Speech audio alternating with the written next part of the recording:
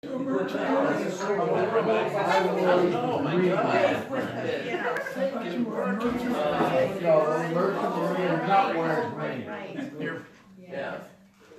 So I took all the medications for her to see. You see that, Rabbi? He's jealous. Maybe because I was in the Marine Corps and he couldn't have made it if he went. Did you ever fire a machine? Have you ever fired a machine gun? Yes. Yeah. You know what it is? You know what it is? You know what it is? What? I'm asking if he knows even the name of the machine. Infantry, we knew what all that was. You were a Remington Raider. Mortars? And then now it's like... You know what a Remington Raider is, Rabbi? A guy sat all day typing a Remington. A clerk. Typewriter. We used to call them either Remington Raiders Okay. or typewriter commandos.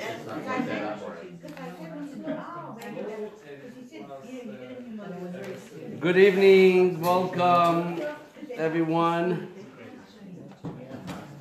We are welcoming this Shabbos a very special Parsha. Parsha called Behaalotecha.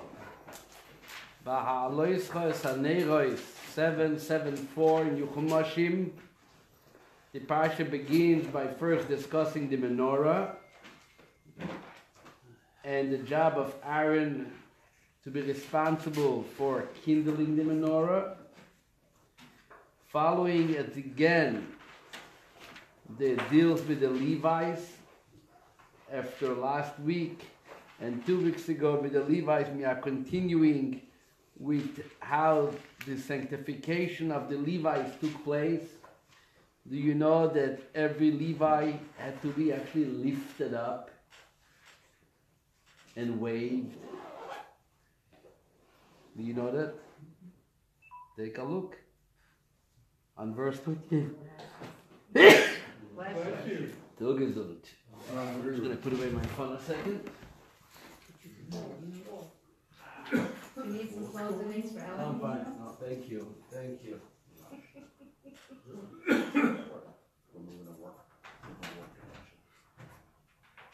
These guys. Oh, good. That's why I gave up my pension between Iran and Russia. I said, I'm going to keep your pension.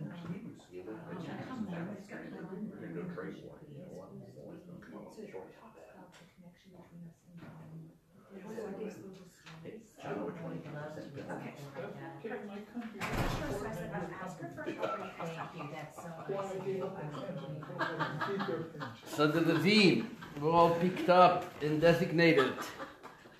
And after discussing the Levim, we have a beautiful story on chapter 9, the story of the second Passover, the Nitokim Farfal holiday, the holiday which tells us it's never too late, a holiday which was initiated by the people who were not passive about lacking the opportunity to celebrate Pesach, but they requested an opportunity, and the opportunity was given to them. Then the Torah introduces the special signs, how and what gave the sign to move forward in the desert, the traveling of the tribes and the Mishkan and the tabernacle, when to go and how to go was all introduced by a special sign, mainly by the clouds, but at the same time there were also another arrangement in the desert called the trumpets, which was used as described in chapter 10 to assemble the congregation, the community together. There was like the alarm system, or today they will call it a massive WhatsApp text, followed by the organization of the traveling with their special flags. A few stories in the middle. Parsha stories that we are going to live with for the next couple of months while being in the desert. There's issues which take place mainly by their complaint in regard to numerous things. This time it was meat, and then it was also prophecy, and then following the very interesting story of Miriam being afflicted by leprosy when she spoke disrespectfully about her own brother Moshe Rabbeinu. There's a lot of beautiful things in the Parsha, so obviously we have to find something to start with. So first I will start this lesson tonight with a very interesting verse and an even more interesting Rashi. A very unusual verse. This verse teaches us a lot, but it only teaches you a lot when you pay extra attention to it. This is on page 776, verse 19. Or if you want to look at it in English, it's 777, verse 19. What does the verse say? Vo'etno es alevim. Then I assigned the Levites le'aron ulevanov to be presented to Aaron and his sons, mitoich bnei Yisrael, from among the children of Israel, la'avoid es avoidas bnei Yisrael be'oyel moed, to perform the service of the children of Israel in the tent of meeting. So the Levites were appointed among the rest of the community.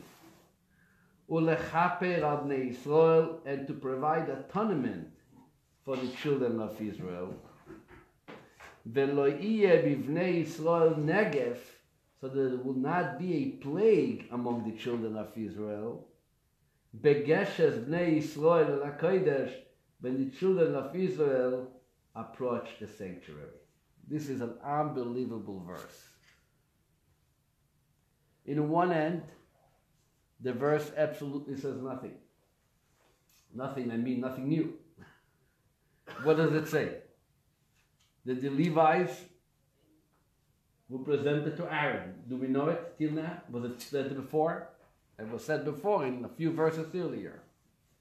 And that the Levites are going to serve in the sanctuary for the children of Israel. Is this anything new? No. And the service is going to atone for the Israelites. Is this anything new? No. So you read a full verse and a pretty long verse, and seemingly it doesn't say anything. But then comes Rashi. And Rashi says something very unusual to Rashi either. And Rashi says on verse 19, Chamisha pe'omim nema bnei Yisrael b'mikra zeh. God mentioned the word bnei Israel, children of Israel, is mentioned in this verse 5 times. Unheard of. And it's not just 5 times because it's needed to be mentioned. I can read you the verse without using the word Bnei Yisrael. You want to hear it? Here. Ve'etna et alevim netunim la'aron u'levanav la'avod et avodah be'oel moed ve'lechaper ve'lo yeh negef begeshet el hakodesh. Here, I read the whole verse without mentioning it will have the same meaning. What I just read has the same meaning without adding the word Bnei Israel even once. Nevertheless, the pasuk, the verse mentions that 5 times. How many of you read this week's Parsha? David, honest, did you pay attention to that fact that the word Bnei Israel is mentioned 5 times in the same verse? Because I know what the 5 means. Did you pay attention or not? I'm not asking you why and what it means. I'm asking you read a verse. I will be honest. I read that verse and I did not pay attention to it until I got to Rashi. But without Rashi pointing it out. True, I have to agree until I You look have at to the agree. comments. But Rashi came from a different school, a more sincere school, a more precise school. And when he learns a verse and he sees 5 times Bnei Yisrael, and he wonders, why is it something to be mentioned 5 times? And the answer is even more mind-boggling than the question. What's the answer? The answer is, Lo yidiachi basan. God wants to show His great love of Bnei Israel, shenichpelu askerisem b'mikro, that they are mentioning is being repeated 5 times in this book. So you're going to wonder what's so special about 5? What's so special about 5? Says Rashi, you know what 5? Chamisha chumshei Torah. There are 5 books of Moses. So corresponding to the 5 books of Moses, Bnei Israel is mentioned 5 times in this verse.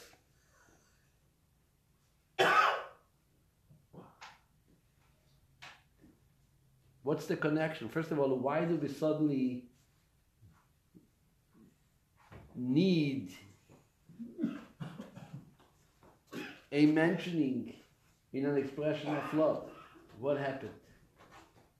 So you might say that it goes back to what we learned in the beginning of Bamidbar.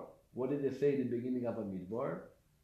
That God comes to Jewish people because many times he feels like he wants to share and enjoy what she loves, so he can't. So perhaps here's the same idea, right? Suddenly he decided, it's a good time to mention them, and let me show that they are so precious to me, just like the Torah is precious to me, they are even just as precious. And therefore, there's how many books of Torah? 5. Let me mention them 5 times. I mean, Jerry, what do you think? I'm neutral. You're neutral. That's already a novelty.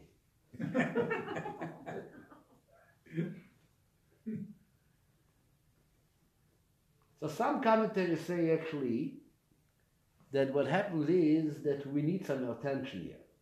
Why?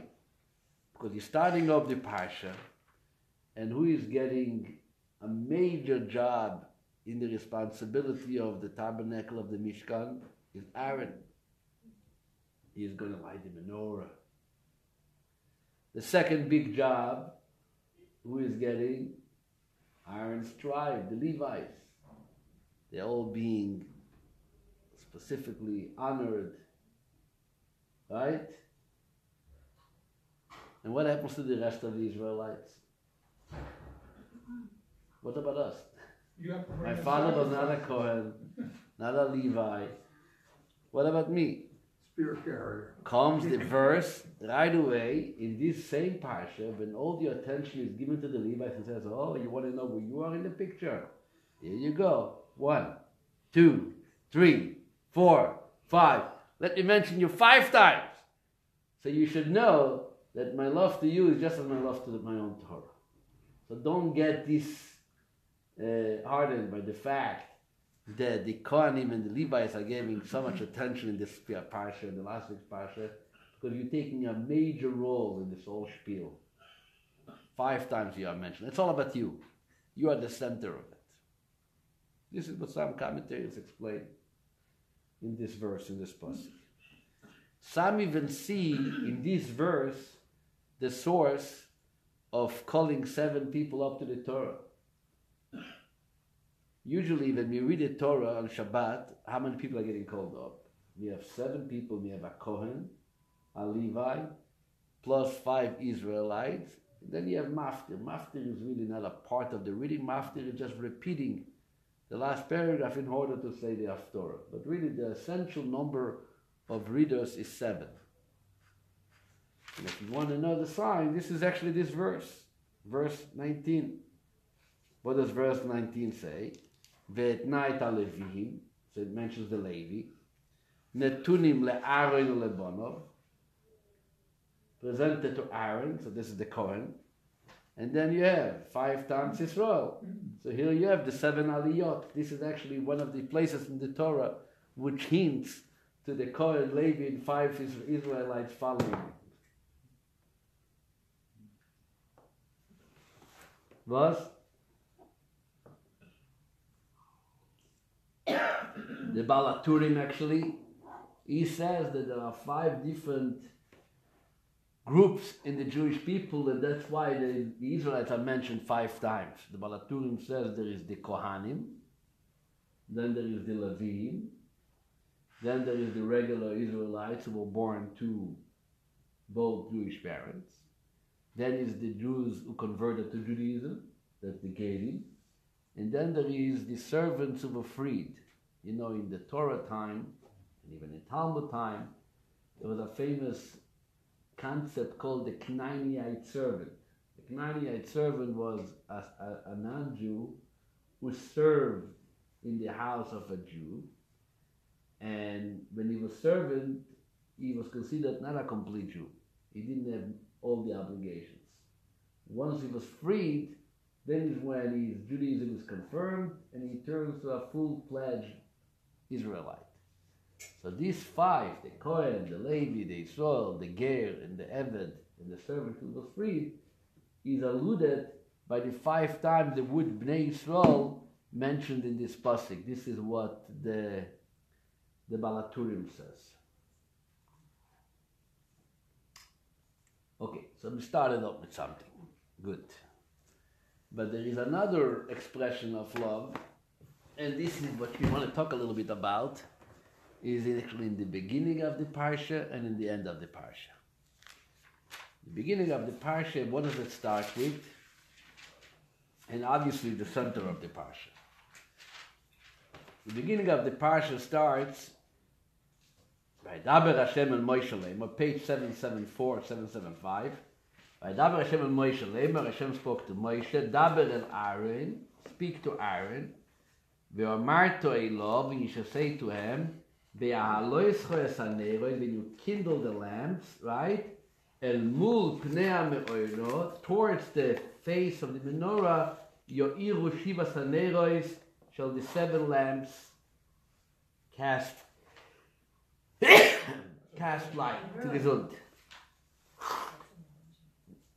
What is the connection? Usually there is some type of relationship between a new Parsha with a Parsha preceding that Parsha. What was the story of last week's Parsha, Parshas Nosei? Remember the long Parsha of the 176 verses? What was the end of Parshas Nosei? The long part of last Parsha was the story of the Chanukas HaMizbeach, when they dedicated the Mishkan, Chanukas HaMishkan. When they dedicated the Mishkan, each one of the 12 tribes brought a special offering as a gift for the inauguration of the Mishkan. And they began from the first day of the month of Nisan. For 12 days they were going and offering. Happens to be they were all identical. But the Torah does mention specifically each one of the gifts, what it involved, spices and golden spoons and different golden bowls and things which was used for the service of the Mishkan. So now they finished Parshas Nosei. That was the conclusion of last week's Parsha. And here's what happens.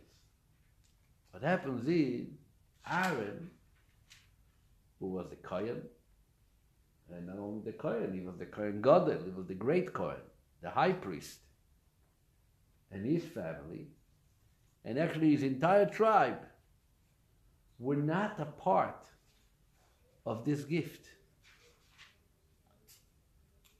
And lo and behold, Aaron is feeling very, if we can use the word depressed, perhaps. Left out is the sin, is the cause. What's the sin? What's the result? He felt very down. You can feel left out also. He was very not happy. Rashi says, Chol Shodaitoi. The literal translation is, Chalash means weak, Datoi means his being, his mind became very weak. He looked at himself and he says, I was excluded. Who was I? How many times you show a picture to friends or to family members, and one's reaction is going to be, and where am I in this picture? Very funny. I wasn't invited. I wasn't told about. And Aaron perhaps feels the same. And at that point, God comes to Aaron and tells him, Aaron, listen, I have something to share with you. What am I sharing with you? You should know. Don't be disappointed. You weren't there, but I have something greater than that, assigned specifically for you. And this is the kindling of the menorah. And we're trying to understand what happened to her. I understand that us, small people, regular people, can have that feel, like I said, the feeling of being left out, the feeling of disconnection, and perhaps it leads to disappointment and onward. But Aaron, the Kohen Gadol, a man who was known as Oyev Shalom, Veroidev Shalom, a man who pursued peace, and he was obviously, to pursue peace and to bring peace to people, you have to be a very humble person. To identify and to empathize with people's needs and to go and try to bring peace between them.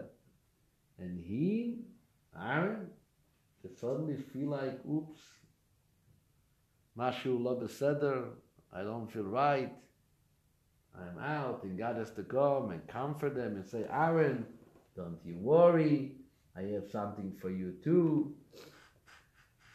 The question starts actually earlier. Why did God do it to Aaron? Why was he allowing Aaron to feel that stress and pain for not being a part of it? We know that in the Torah, God doesn't even allow to cause pain to animals. Tzar balechayim, right? That's a Torah prohibition. And before Aaron would have felt hurt or disappointed or left out, God could have already come before and tell Aaron, by the way, I just wanted to let you know that I have a very important job for you. And the job is to light the menorah. It seems like God is waiting something to happen, and only then, as a result, coming and comforting Aaron on his disappointment. A lot of orders was given to Aaron without Aaron needing to be disappointed, right? It was given to him to do this and to do that, and to be Moses' spokesman before leaving Egypt, and in general to be a Kohen. All these stories happened already in the book of Leviticus. What happened suddenly? And the question is regarding to Aaron. If Aaron is servicing God because he's looking for a reward, and he's anticipating and expecting God to be nice to him, and then when he sees that everybody is involved in a beautiful service and he's not, so we can understand that Aaron gets disappointed. But Aaron is the ultimate service of God. He should not have any of these, humankind of feelings based on our limitations and short-sightedness that we get like that. This doesn't, how do they say in Yiddish? "Sie passt nicht." You ever read the word "sie passt nicht"? Jerry, how would you translate "sie passt nicht"? It doesn't behold you. No, it's a better word. What's in English like? Something like it doesn't fit you. It doesn't. Lo matim lecha? Yeah, give me a good word for lo matim lecha. Unsuited. Something better. Nice. That's good. Doesn't suit you. Oh, it doesn't suit you. That's what she's saying, yeah. Yeah, well, that was looking for. It doesn't suit you. How many times have you heard this word in school? It's not like it's not the right thing or the normal thing, but you expect differently, right? From Aaron, we expect differently. True or not? It doesn't suit him. It does not suit Aaron to behave in that way of looking others being involved in something that he is not, and suddenly is going. He has to be like encouraged and inspired. The Rebbe says a very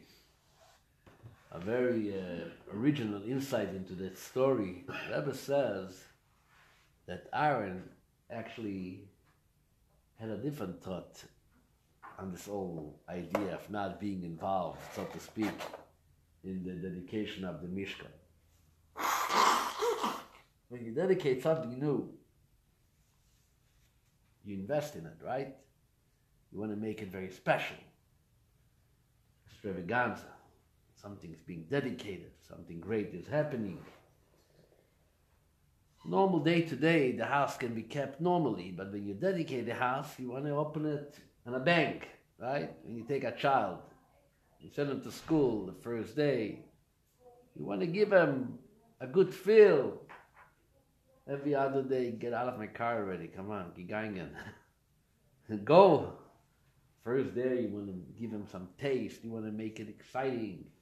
And the new, backpack is on, and it's all, and you wake up early in the morning, you're not schleppy, maybe even has a beautiful breakfast set on the table waiting for him. You know it's not going to repeat itself later in November or in January. But, first day is the first day, right? The first days are the first days. Something new. Something new gets is special attention, the way it suits to give for something new. And here too, when they are coming and they are dedicating the Mishkan, the new tabernacle is now being established. Obviously, this is not a regular. They need now more energy than any other day, because this is the beginning. Now is the time when it all starts. Now has to be the biggest involvement, the biggest celebration. Everything has to happen now. And Aaron knew who he was. He was the Kohen Gadol. The Kohen Gadol, he was the high priest who was designated, like we read in the verse, it says, Gdisha Kodesh Kadoshim, was designated to be considered of the Holy of Holiest. This is Aaron. He is everything. And when he looks at the dedication of the Mishkan, he looks, I should be a part of it. Not because of my ego. Not because of Aaron, God forbid, being arrogant in any way. He feels that the Mishkan, the people who are dedicating the Mishkan, deserve that what I represent as a high priest and the godly energy that I bring along with me should be shared at this time when this is being dedicated to new. I need to be there.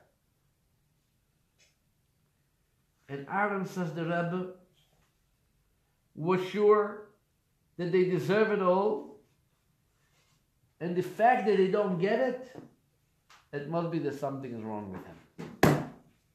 Something is lacking in him. Not something is lacking in God wanting it for the need of him making him happy. He felt that the Jewish people deserve it, and the Mishkan for sure deserves it, and this has to happen.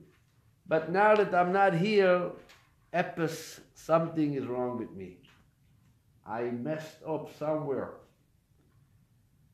which God is not welcoming me, inviting me to provide that extra niche that I, and only I, Aaron, can bring into such an awesome day. And then he felt even worse.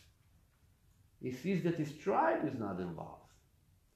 When he sees that his tribe is not involved, he says, oops, because my diminishment, because something lacking in me personally, not only do they get the Mishkan ability which I will provide, not only do they get the extra contribution that I can give them, my tribe is also not welcome because of me.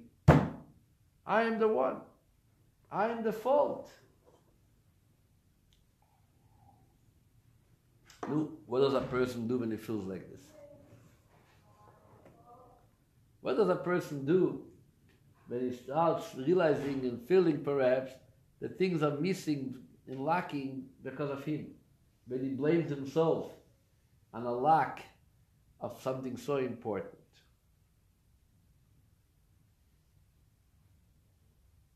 He starts looking, how can I make myself better? What is it called? Tshuva. Tshuva. Repentance.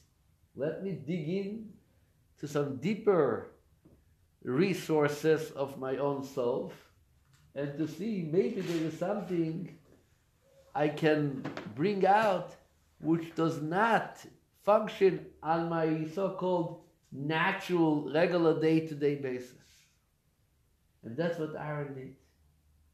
So when Aaron did it, in a sense, Aaron was energized with a new level that even he himself didn't earn before that moment of change. And then is when God says, I see how sincerely you are concerned about what the people are lacking, therefore I am giving you as a reward something so special, the lighting of the menorah. Which means, in other words, we are not talking about Aaron being disappointed, personally not to be invited, and God has to make up with them and say, okay, don't worry, I have something good for you too, just to make him feel good. This is usually what happens. When somebody expresses his disappointment for not coming, for not being invited, what do you tell him? I have something better for you. Yes, or the ya, or the name, Maybe yes, maybe not. But Aaron was not just disappointed. Aaron was looking not up for himself. The Rebbe says Aaron was looking what I can contribute to such a major event, especially when it involves the dedication of the temple, and why wouldn't I be there? Why should they miss out? It must be that Epis, I need to do more. And he went and he digged in deeper into his own self, and he himself was energized on a much higher level than he was until that point. And God says, yes, now I see how deep your commitment is to my home, to my people. I want to share with you something which even they were never given. And this is the lighting of the menorah. The lighting of the menorah, the Ramban says, was a gift to Aaron.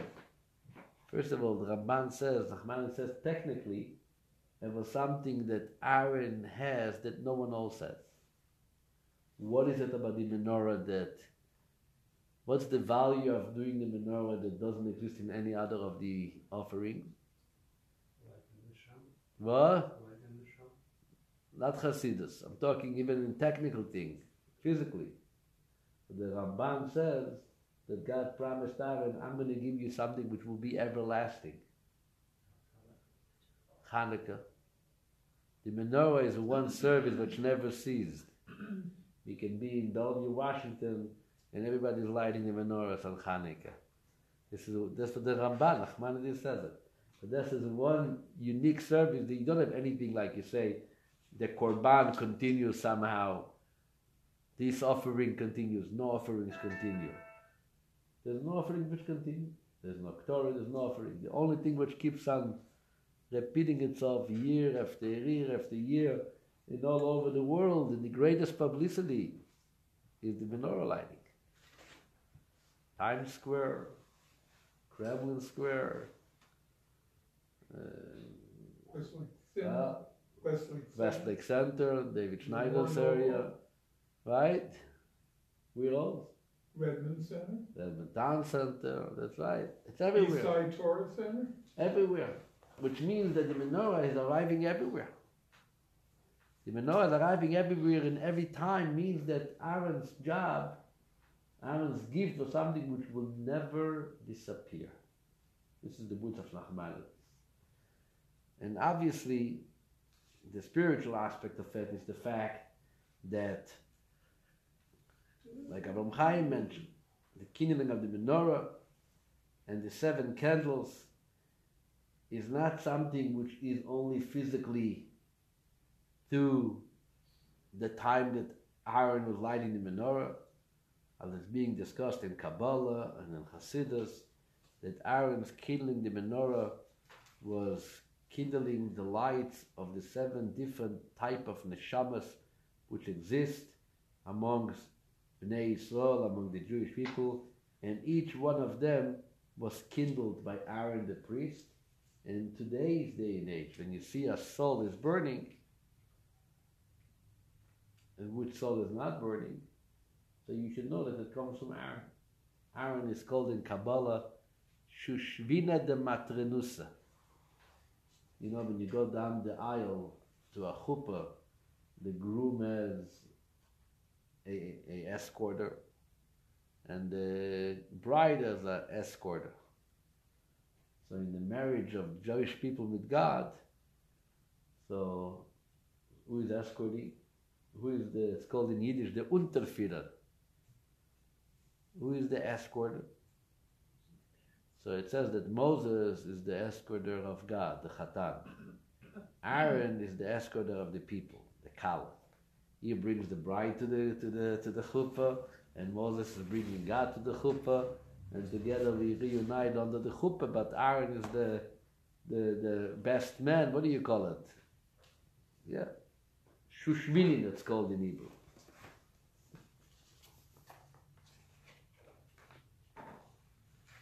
There is a story.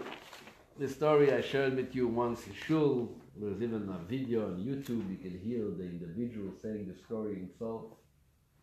But it's always a good story to repeat. It's one of the very good stories that, you know, you see the person and you hear it from him, so you know that it has an impact. The story from Dr. Rabbi Weinrab from Baltimore. Do you remember this story? You can look it up on YouTube.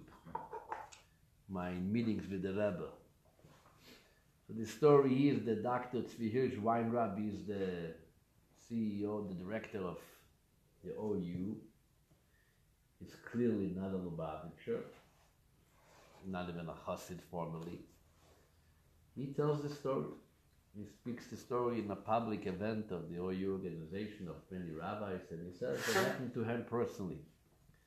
He said after he was married, he moved to Silver Spring, Maryland. You know where this is? Silver Spring, Maryland. I think you know where it is.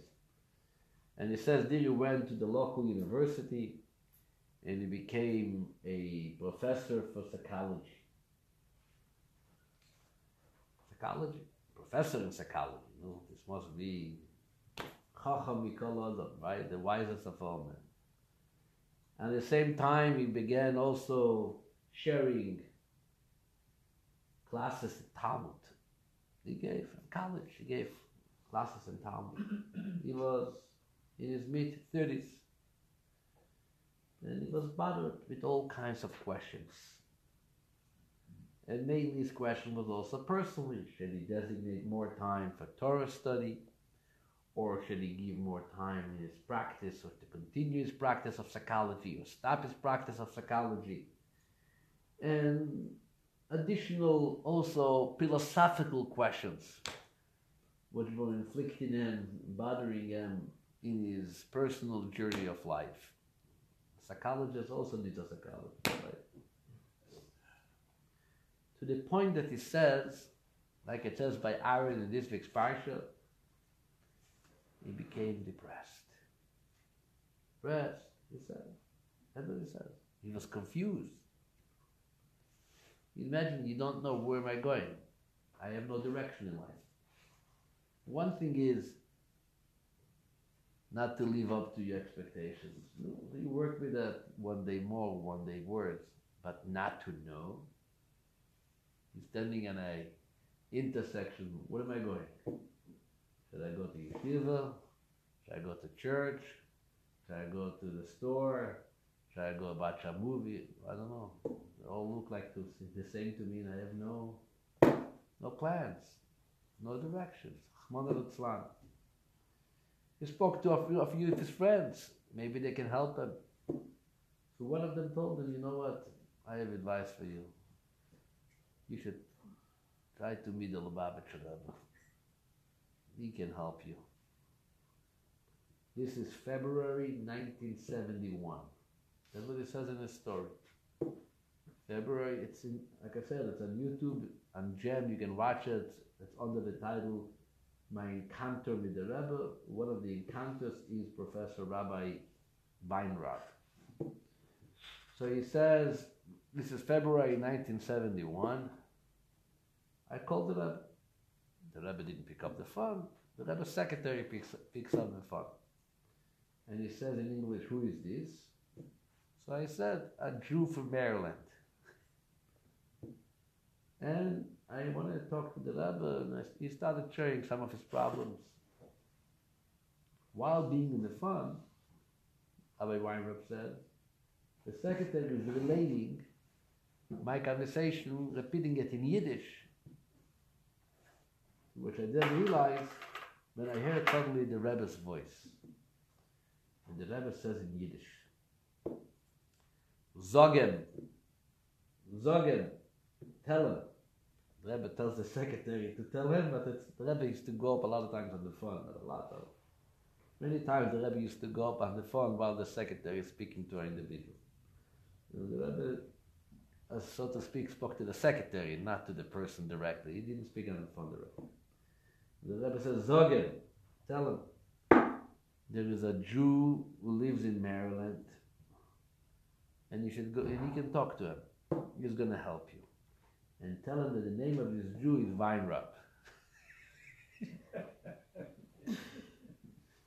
So the secretary says, did you hear what the Rebbe said? And he said, I couldn't believe it. I never told the secretary my name. I told her, introduce myself as a Jew from Maryland. So I tell the secretary, but Weinrab, that's me, that's my name. Then I hear the Rebbe saying, Eibazei, if so, soll wissen, dass einmal darf man reden zu sich. So let Weinrab know that sometimes it's good to Weinrab to speak to Weinrab. And he says, I realized that even the secretary was like all shocked what turned out to be in front of his eyes. Then I started asking, maybe there's another Weinrab in Baltimore the Rebbe is referring to me. He said, no, the Rebbe told you to speak with Weinrab, and he explained, he wants you to speak with your own soul. Says Rabbi Weinrab, today he's a very prominent rabbi in Baltimore, like I said, he's the director of the OU. He says it was the first time he realized, suddenly heard a new language.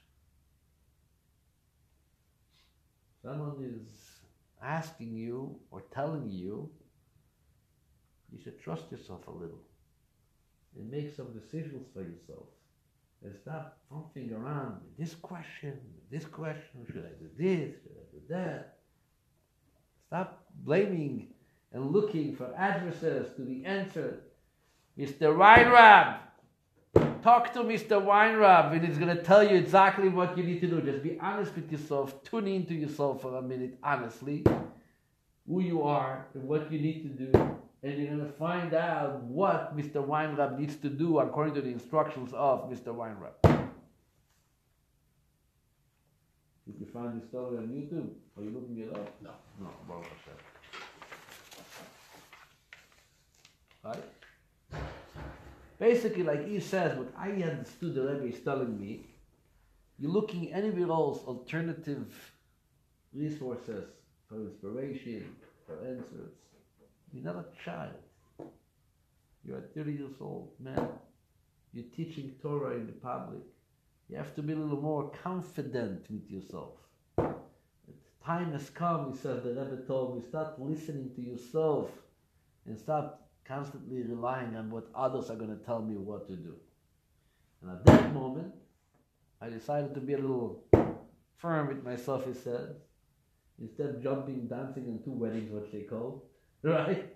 I decided I got to join in 1 wedding. Can't be on both at the same times. And from that moment, I became a completely different person. He says a few months later, I went to New York. I came into the Rebbe to say thank you. And I said, Rebbe, I am Weinrab, and I'm from Maryland. But the Rebbe just gave me a big smile. Didn't say anything, but that smile meant everything for me. And like I said, he then got a beautiful job as a spiritual leader of one of the beautiful communities in Baltimore, and he became the director of the OU. And like I said, any time he says in his interview, anytime I feel like I have hard decisions that I have to make in my life, I'm sitting down and I'm trying to listen to my inner voice to tell me what is the direction I should take. And sometimes he says I take a book of one of the Rebbe's talks or writings just to connect myself to that voice which tells me, go speak to Mr. Weinrab, who is going to direct you. Daber el Aaron v'amarto Elam. Let's go back to the Parsha. Hashem tells to Moshe, speak to Aaron. Aaron is becoming weak. Aaron is becoming weak. Why is he weak? He feels disappointed. He feels left out. I was not a part with the Jewish people when they dedicated the Beis HaMishkan. He understood that he is a permanent server in the tabernacle, but he wanted to be in the celebration of the dedication of the Mishkan. When something new is happening, right? The Mishkan is being renewed. You have to remember, on the first day, when they dedicated the Mishkan, it wasn't Aaron who did the service, it was his brother Moshe. He wasn't a part of it. And what does Hashem tell him? What does Moshe tell him? In the name of God, yours is greater than theirs. You are going to be lighting the menorah. Every day, you are going to light the menorah. Every day. It's interesting. The Rebbe says, if you look on verse 4, what does verse 4 tell us?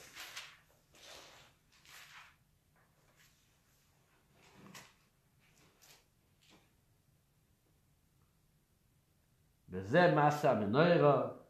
This is how the menorah should be made. Right? Now you're telling me how to make the menorah?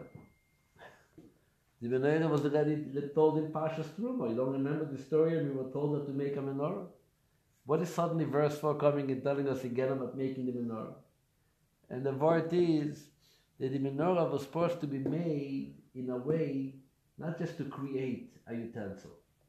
The whole idea of the menorah is that you have 6 candles, 3 of each side, facing the middle candle. Right? Mm-hmm. That's how the menorah was supposed to be made.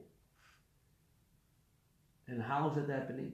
By having that feature, by having that utensil, by having that object called menorah, you don't have 3 and 3 facing the 7. To have 3 and 3 facing the 7, you need to have what? You have to actually kindle it. Which means every day that Aaron is kindling the menorah, he's actually reproducing the very act of the menorah. There is no menorah without kindling it. And this is why verse 4 goes back now and says, and this is the activity of the menorah.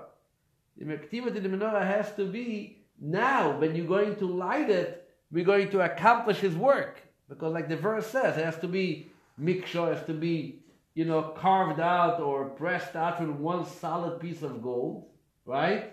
And then you have to have 6 coming out, 3 of each side, facing the center. Es a menorah, as it says in verse 2. El mul pnei menorah yo'iru shivas haneros. By lighting those wicks, you have the 3 on each side facing the 7th, then you have a full menorah.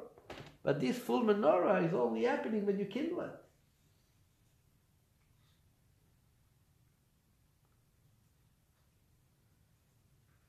We all know the importance of the number 70. Right? 70. How many members in the prophets that we read later in the Parsha? How many members?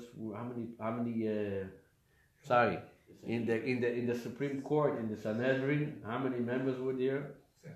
There were 70. Right? There were 70. It actually says that when Shlomo HaMelech built the Beis HaMikdash, he also made sure that there are 70 lights of candles. How did he do it? So it says that Shlomo HaMelech was actually, in addition to the menorah, he made 10 other menorahs, right? And he placed 5 on each side of the menorah in order to create 70 additional lights to honor the menorah, right? That's what it says in the book of Kings. The Shlomo HaMelech is making the menorah, so it says that he made. You have the verse over here.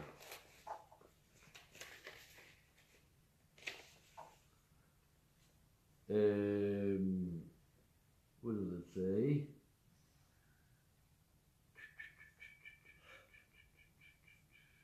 Yeah. In Chronicles, chapter 2, verse 4. It says, Vayas es menorahs hazov, King Solomon made the golden menorahs, Eser, kemishpotam, 10. Va'iten be'echol, and he put it in the chamber, Chamesh miyamin, ve'chamesh mismol, 5 on each side. Which actually, some commentators say that if you look on the verse, it says on verse 3, in the Hebrew it says, Vayas Cain Aaron, and Aaron did so. The word so is written Cain. Cain is spelled how? You see the second word in verse 3? Cain. What is Cain? Chaf Nun. Chaf is how much? 20.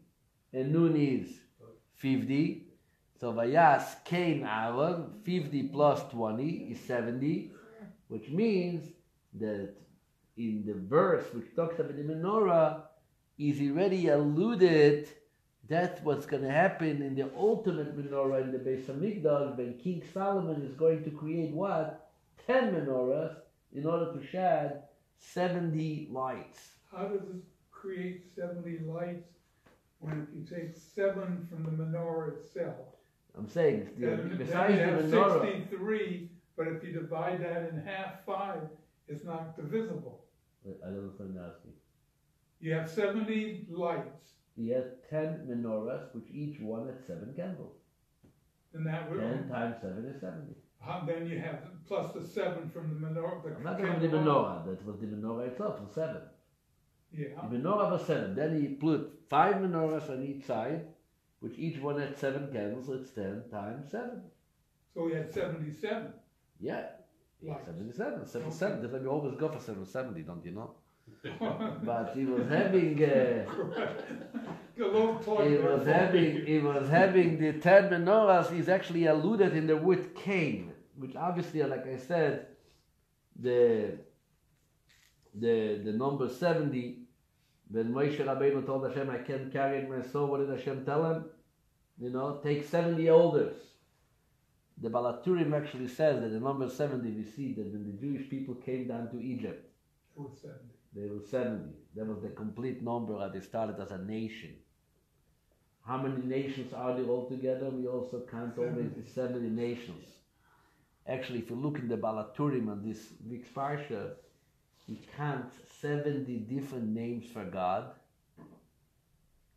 70 different names for the Jewish people, and he mentions there are 70 names for Jerusalem. He doesn't count all the 70, but he says, the fact, there are 70 names of Jerusalem. I have at home a picture, not a picture, what do you call it, an art piece made of paper, cut out of paper. Used to be in the community here, a Yemenite family called Tassa. Gilad was his name, and he had his wife. Beautiful family. They had a baby here, and then they moved back to Israel. Gilad Tassa. So his wife, before she left, what was a picture that's hanging in my house since she left it, which has names. And I looked at it, I didn't know, what is that? It says Lebanon, it says Tov, it says this, it says... And then she told me that this is actually all names which Jerusalem is being referred to. And the Behaalotecha says that actually Jerusalem also has 70 names. People have 70 names. God, the Jewish people in God's names, he actually counts them all up. And basically that's the story. Now, the number of 70 was not only once. We always had it. Then the Sanhedrin continued, there was 70 plus Moshe was on top of them, was 71. There is 70 ministers in heaven, and God rules over them, 71. Even the 70 who came down to Egypt, it was without Yaakov. Yaakov was on top, so it was also 71. Always 71. It's interesting, when I gave my class Hanukkah on the number 36, what's his name? The Rebbe's father, Rabbi Yitzchak Schneerson, he says something very interesting. He says that the Jewish people are divided into 12 tribes, right? But we have 3 proud fathers. We have Abraham, we have Yitzchak, and we have Yaakov. So he says, which is 3, so each one is a proud father, so 3 times 12. 3 times 12 is what? 36.